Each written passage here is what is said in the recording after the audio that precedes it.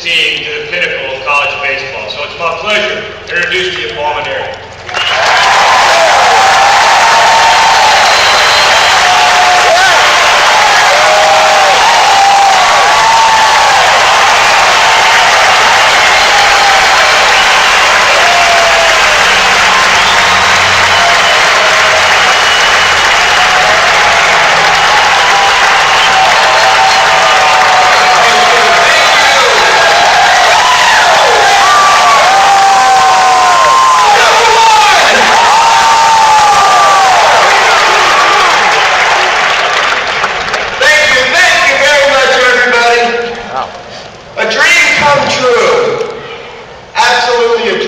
True to be standing here right now addressing you all as the national champions of college baseball.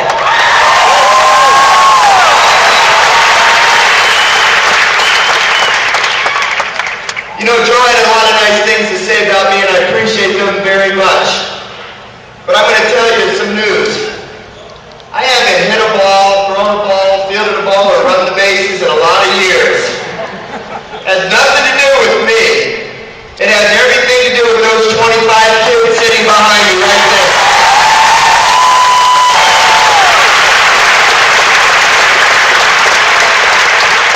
This team is a living example that if you dream it, you can do it. Yeah.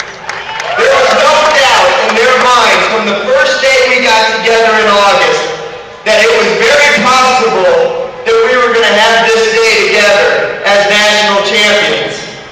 I can vividly remember the first team meeting in August, the first day of school, and we talked about winning the national championship. We believed it, but it was a long ways away, and we knew that we were going to have a lot of challenges if we wanted to get to Omaha. So we didn't think about Omaha. We just thought about the most immediate game in front of us. We started out number 1 in the country. What an awesome responsibility. A brand new stadium. Everybody had high expectations for this season. Lesser people than these kids would have crumbled under that pressure. But these kids had the composure, the poise, the confidence, and the work ethic, and the belief in each other that if they just took it one day at a time, they knew they could accomplish great things. You know, we never lost more than 2 games in a row the entire season, and we only lost 2 games in a row one time the entire season. That's remarkable consistency.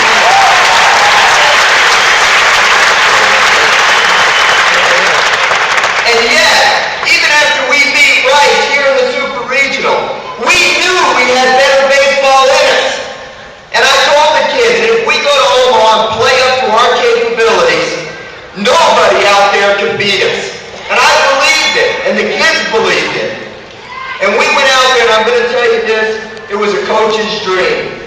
The leadership on this team, among the players, the way that they were able to balance their emotions, they were intense but not tight. They were confident but not cocky. They were loose, but not lackadaisical. They were in the zone that all the great athletes know how to find at the most pressure situations.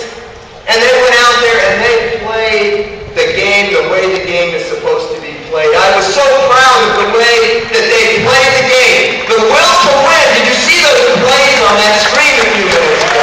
Unbelievable.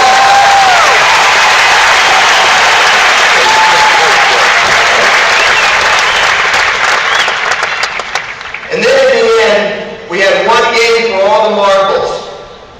And on the bus before the game, I told all the kids, hold your fist up like this. Hold them up. Because I told them that after the game, we're going to do this. And we did.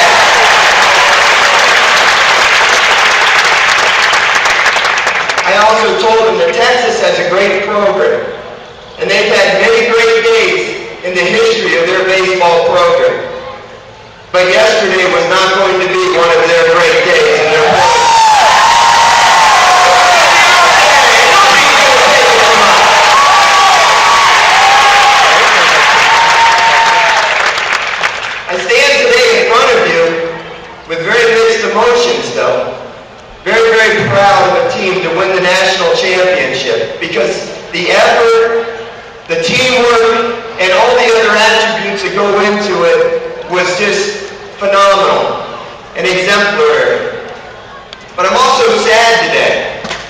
because today is the last day that this team will be together in front of all of you. And in some ways that makes me very sad. We have some seniors on this team that you would want your children to grow up to be like. Phenomenal young men.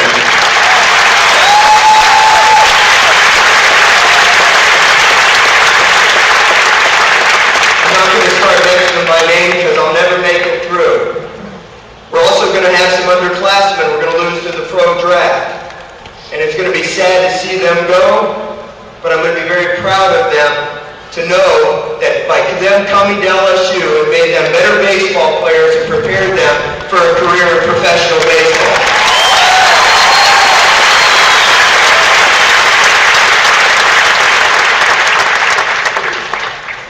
And every time I start to get very sad about thinking that this team is not going to be together again after tomorrow when we meet as the last time for a team meeting, I get pumped back up because I think about the future. And I think about the core of this team that's coming back next year. And I think about the recruiting class that we have coming in. And I know that next year we're going to make a run at it again.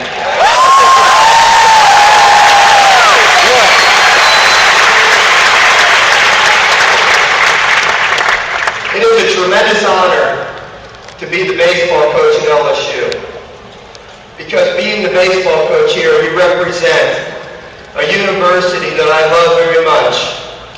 A university that stands for excellence, and a state that represents the greatest people in the entire country.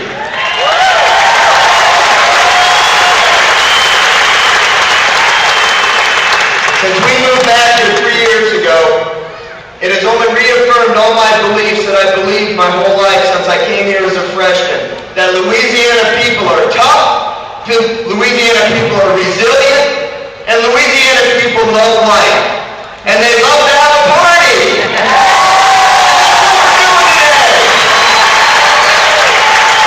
I have one last job to finish out this season.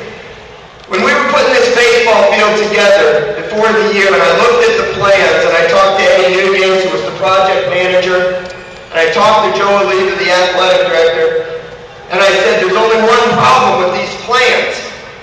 They were copying the old box with the flagpoles. The old box, if you remember, had 5 flagpoles. One of the poles had the American flag, and it had one of the 5 national championship flags hanging underneath it. Well, I think that the American flag should stand by itself on its own pole.